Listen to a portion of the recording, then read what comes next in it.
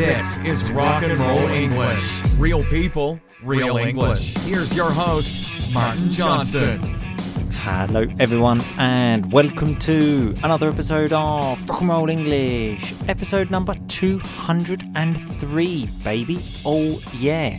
In today's episode, I speak to Boom Cannon. Yes, he is back, and we are talking about things that scare you. Okay, well, that scare us. As always, we talk about a lot of stupid things in the show. One thing sounds particularly stupid now I listened to it again, about babies with no heads. Okay, don't be alarmed. It was just a joke. No one was hurt in recording this podcast, so everything is fine. Just relax. The thing about Rock and Roll English, I suppose, is that it is just friends talking, and stupid things do get said. So unfortunately, it is not always the most politically correct podcast in the world. But what can you do, hey? You either hate Rock and Roll English or you love it. I hope you love it. Anyway, one more thing I wanted to say to you is because I have received many messages about people making donations to the podcast.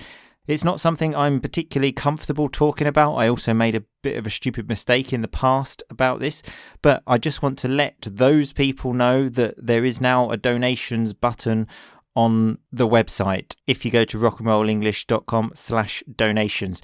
Only if you want to, okay? There is absolutely no pressure. I am only putting it there because people have requested it. So if you don't want to do it, absolutely no problem. I still love you. If you do want to do it, that's great. Thank you very much. I appreciate it. Anyway, before we get to today's episode, remember, if you want to listen to the extra 600 episodes in the Rock and Roll English family, go to rockandrollenglish.com and then click on family, and you will be able to register your interest for when it opens again in September.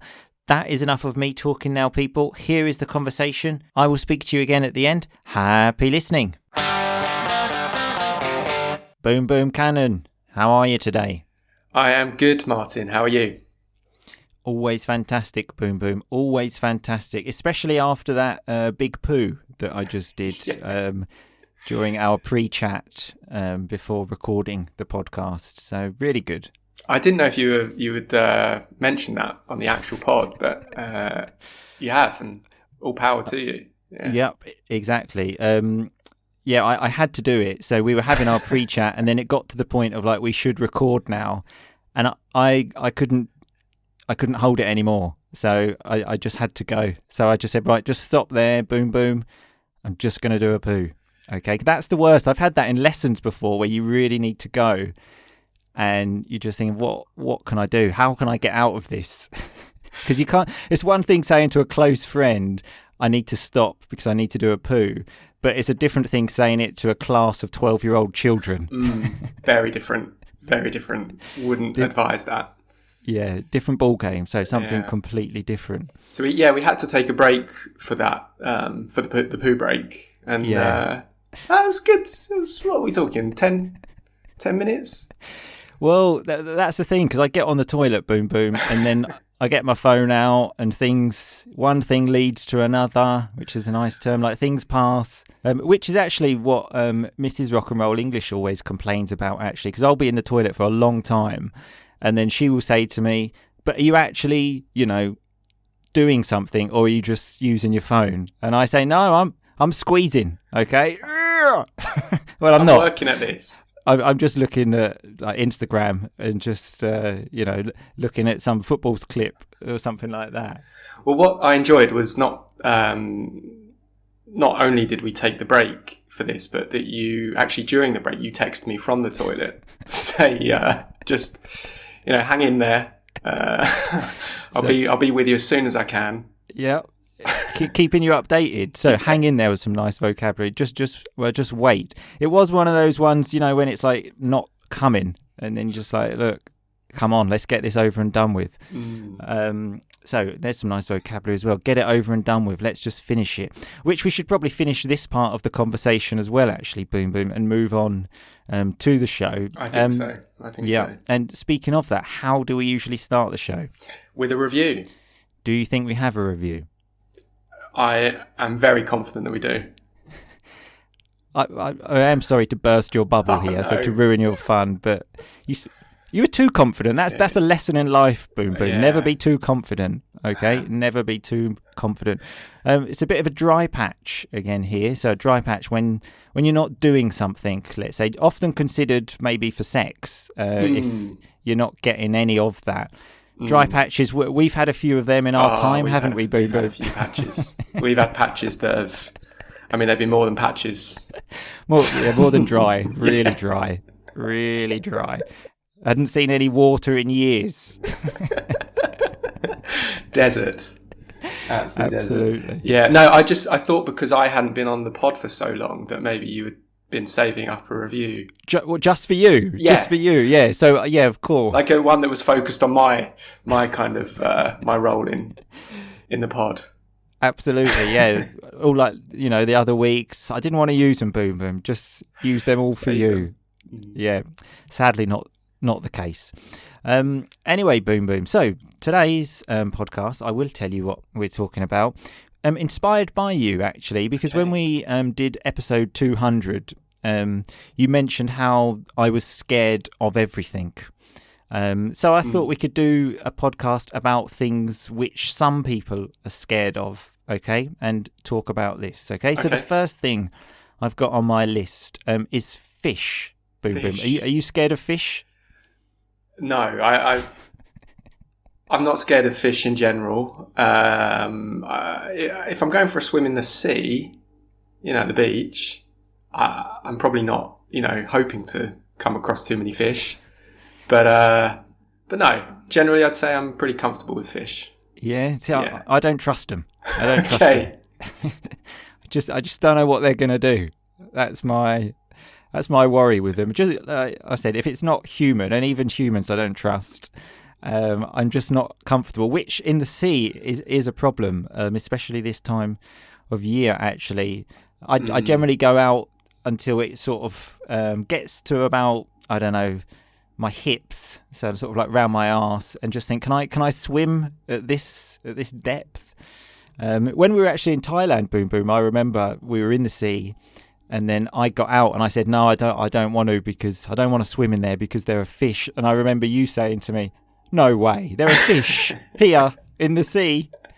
And I was as surprised as you were, Boom Boom, but there were. So, well, where I do have the most kind of concerns is, as I've mentioned on the pod in the past. There's the here in Sweden. There's the sauna you go to, where you go. Okay. You kind of go. It's out at the end of a pier, and you go. So there are fish in the sauna. No, there's no fish. There's no fish in the sauna.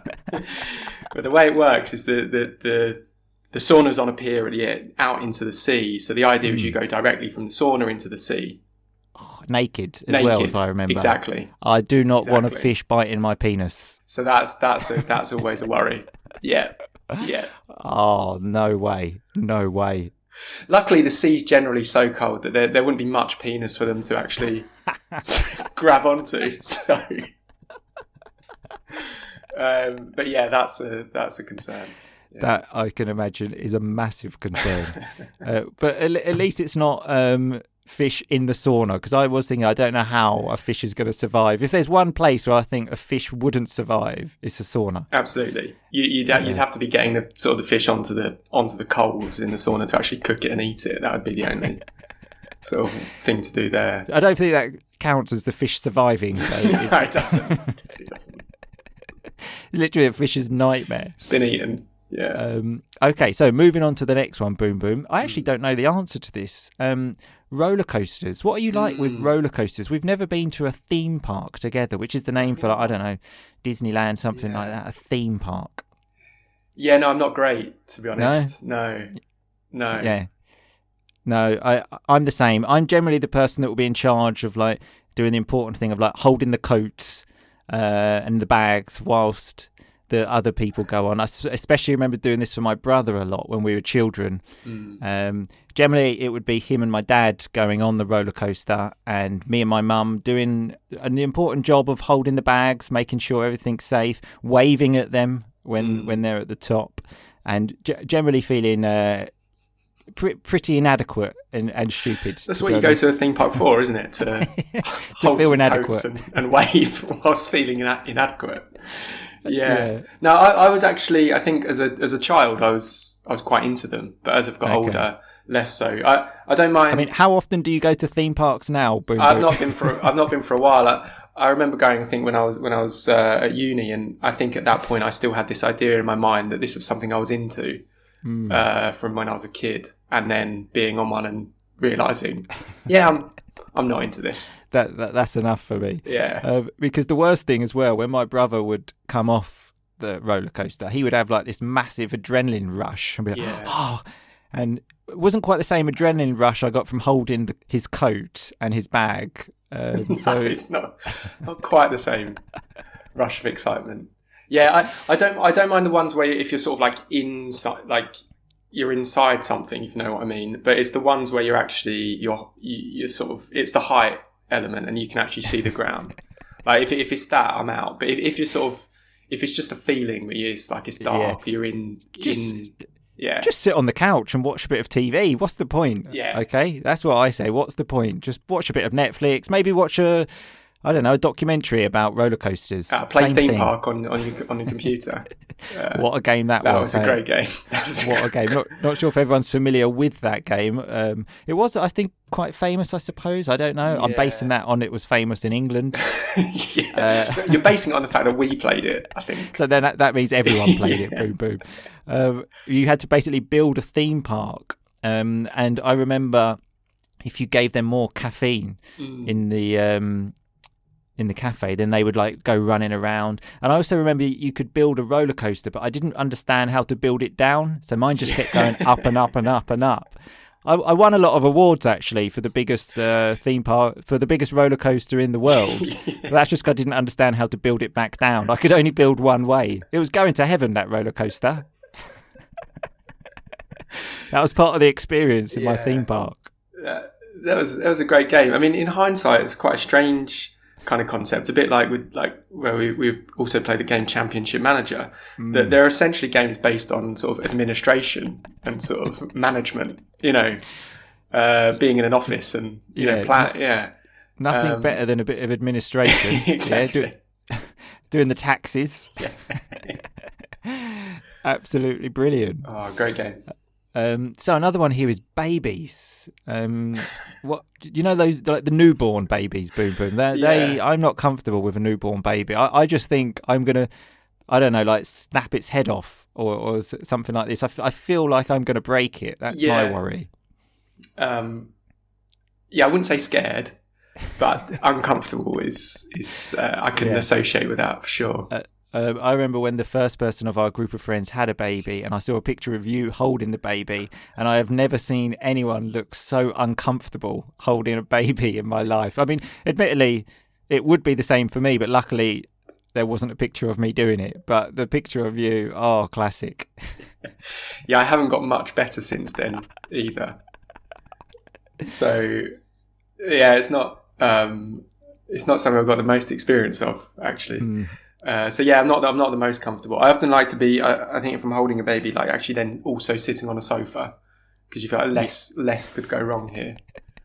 The other thing is, like, when they're first born, they can't support their own head, and I'm not really comfortable with holding someone's head.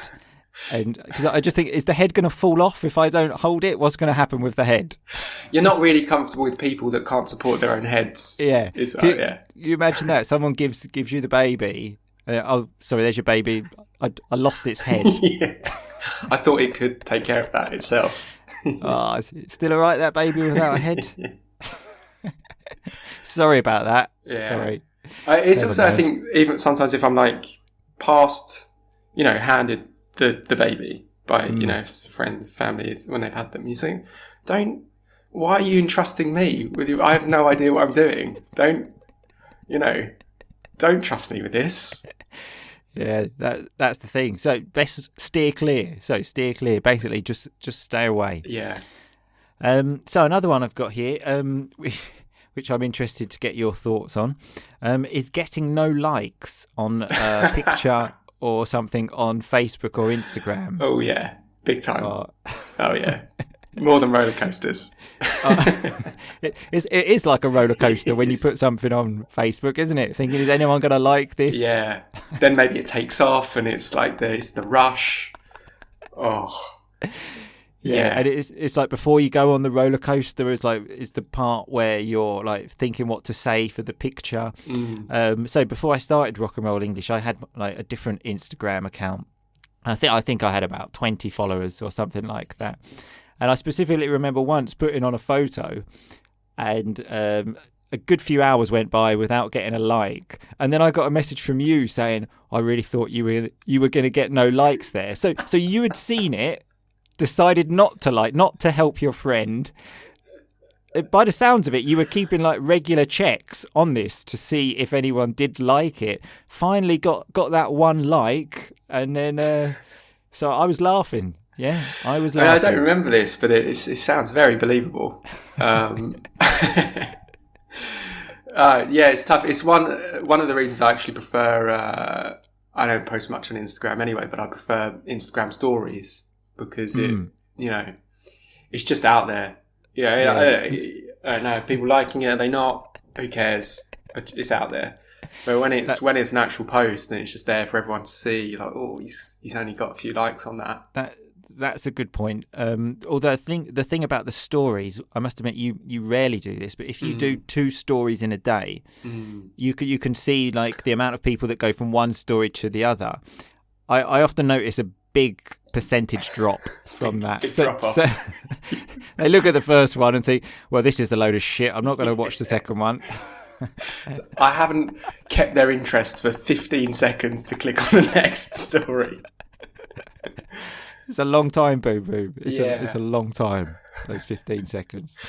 Okay, well, I think that's something we can both safely say that we are scared of. Definitely. So another one here, a fear of people not coming to your party. Is that why you don't have parties, Boom Boom? I don't have many parties. I'm the same. In fact, the last time I tried to organise one was with you. We spoke about this recently on our WhatsApp group. We tried to organise a New Year's Eve party together when we were living together. Sent out lots of invitations on Facebook, and the only people that said yes were me, you, and the other person we lived with. And we actually had to cancel it. We had to remove the event, I think, from Facebook. And I remember it said, if you remove this, it will notify everyone. So basically, everyone got a notification. Oh, that was a low point. Boom, boom. A real low point. That was a real low point. We had a party not too long before that. It was a successful one as well. That was the thing. That was more successful. And I think we got confident. Yeah, we got too confident. Too cocky. Yeah. So you're cocky is you're overconfident, almost arrogant, thinking, "Oh, this is gonna go off." So go off, like people are gonna go absolutely crazy for this party. But I think we chose the wrong day. Boom, boom. Generally, people have things to do on New Year's Eve. That was where we went wrong. Tough time, New Year's. Yeah. We weren't ready. We weren't ready for hosting a New Year's party. I don't think. Definitely not. I remember actually, I even invited my brother and people, and I knew that he was busy, but I just wanted to do it just to be polite. And I thought maybe he could just, because you have 3 options, don't you? You have going, not going, or maybe. And I thought maybe he might give me a maybe.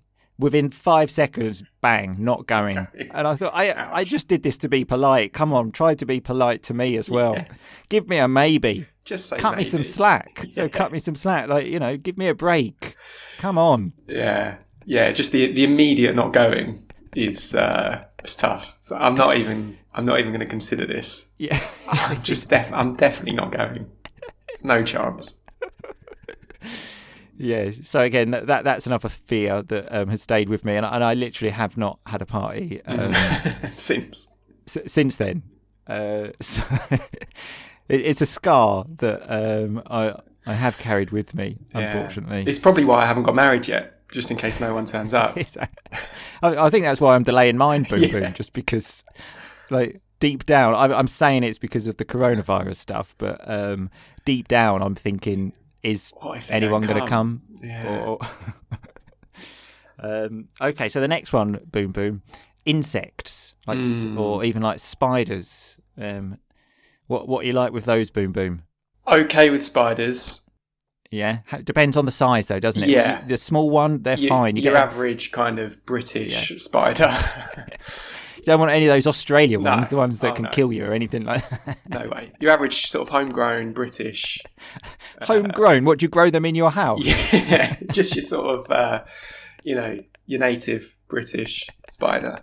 Okay. That's the thing. It's like with Brexit, isn't it? With all these like foreign insects coming over. Exactly. It's just like, you got the old British insects. They're fine. They're fine. Nice bit of British. Yeah. That's what we make Britain great again with the insects. Your good old British spider insects. I'm okay. But no, that spider's okay. Anything that flies, I'm not good with. Wasps in particular, I have an almost irrational fear of, I think. Yeah, I'm not so bad with a wasp these days, but you give me a big spider. So we actually did have a big spider at our house the other day, and then obviously, so there's me and Mrs. Rock and Roll English. Someone's got to deal with the situation. So obviously, I said, well, you've got to deal with the situation then.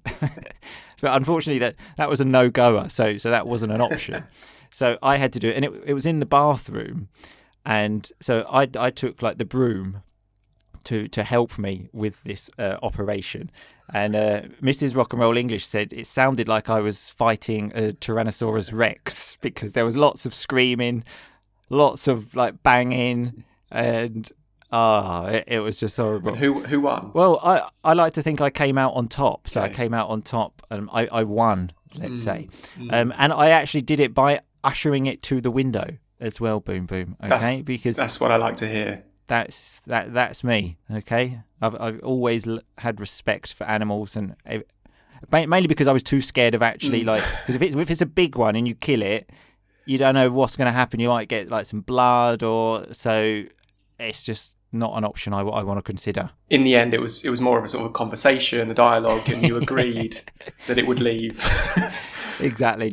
I just sat it down, had like a real heart to heart, so like a real honest and open conversation, and said, look, we just have got no space for you, Mr. Spider. So just sling your hook, go. It'd be best for all concerned if you left.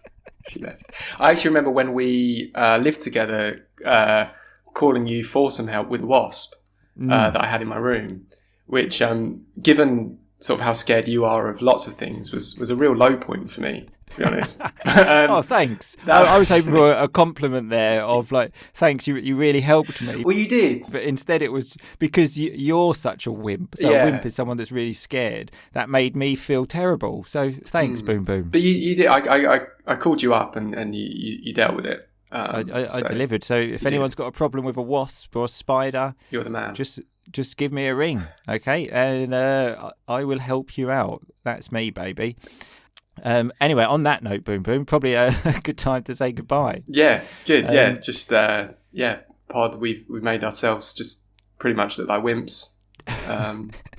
So yeah, thanks. Well, the one good thing that's come out of this is that I was able to deal with a wasp to help you. Yeah. Okay. So there we go. Okay. A pleasure as always, Boom Boom. Yes, as always. Thanks, mate. See you next time. Bye-bye. Bye-bye. Okay, so that was me and Boom Boom speaking about things that we are scared of and generally people are scared of. Let's have a look at that rock and roll vocabulary. At the beginning, we were talking about telling a friend that you need a poo or telling a class of people. And I said, it's a different ball game. Like it's a different thing completely. Then I mentioned when I was on the toilet for 10 minutes, one thing led to another. So that's a way to say, there was a sequence of events, an obvious sequence of events. I got my phone out, I started texting someone. These things are obvious, aren't they? And I said to Boom Boom, hang in there. So just keep waiting. Okay, I'll be with you soon. I just need to finish this stuff on the toilet. Then I said, let's get this over and done with. So that's a nice way to say, let's just finish this now, okay, and go ahead. Boom Boom thought we had a review, and I said, I'm sorry to burst your bubble, so I'm sorry to ruin your fun, but we don't. We also mentioned a dry patch of a period where something is not happening. Maybe a footballer has a dry patch where he doesn't score goals. And as we also mentioned, maybe you can have a dry patch a sexual one, let's say. I spoke about going out in the water as far as my hips. So your hips are like the side parts of your body. I mentioned it's best to steer clear of babies. So if you steer clear of something, you avoid it, okay? I steer clear of dogs, for example. Then we mentioned for our party, the first one went well, and then we got too confident, too cocky. So cocky is like a slang way to say overconfident, almost arrogant. And we said we thought our party was going to go off. So if it goes off, it's crazy. It's like, whoa, this is a mega party. Not something that happened to us. Then I said, I asked my brother, like, cut me some slack. Like, please just put maybe on the event, okay? Cut me some slack. Give me a break. Come on. Then when I was talking about the spider with Mrs. Rock and Roll English, I said the option of her taking care of the spider was a no-goer, okay? It was not to be considered. It was just like, no. Then I said I came out on top with the spider. So I won the competition because the spider went and I stayed. And then I said I sat down and had a heart-to-heart with the spider. So like an open and honest conversation. And I said, just sling your hook. Sling your hook. Go. If someone's in your house, you don't want them there anymore, you just say, look, sling your hook. Get out of here. And we had the word wimp as well. So someone that is a wimp is not brave, let's say. Very much like me and even Boom Boom a little bit. Anyway, remember, all of this rock and roll vocabulary is on the website, rockandrollenglish.com. So you can find it all there. Remember, there is the donations page now if you're interested. Only if you are interested. I want to repeat that. I do not expect this by any stretch of the imagination, okay? If you want to do that, fine. If not, no problem. I will see you all again in 2 weeks. But in the meantime, just keep on rocking, baby. Thanks so much for listening to Rock and Roll English. For more great content and to stay up to date, visit rockandrollenglish.com and facebook.com/rockandrollenglish. We'll catch you next time.